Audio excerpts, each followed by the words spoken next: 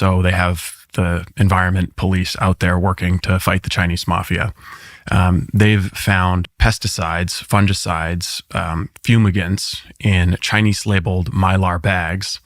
And they found some shipping labels that they were able to trace back to a property in California, which they obtained a postal warrant on, and found that this particular house was also shipping to a grow supply store in Massachusetts and a house in Monmouth, Maine, which is in Kennebec County, maybe 20 miles away from the Augusta, the state's capital. We went to the house and knocked on the door to try to see if the owner wanted to talk.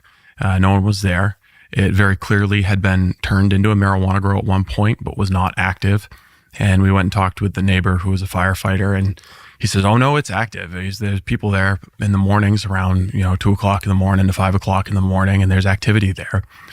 So we kind of drew the conclusion that potentially this was a shipping hub or receiving hub for these pesticides and fumigants and chemicals that were being sent, imported from China to California and distributed to Chinese marijuana. And they're not legal here because they're poison. They're not. There's no licensed regulated use for many of these pesticides and fungicides. They're using chemicals that are not licensed for use in the United States and are deadly. Sometimes some of them aren't even licensed for use in China. They only identified a lot of these chemicals in California because they brought in the weapons of mass destruction unit from the Army National Guard, because the conventional labs couldn't test for them. And there's no lab in the state of Maine that can test for them that I know of. None of the cannabis labs can take cannabis grown at a Chinese marijuana grow that has used these pesticides and test it and determine that it's contaminated.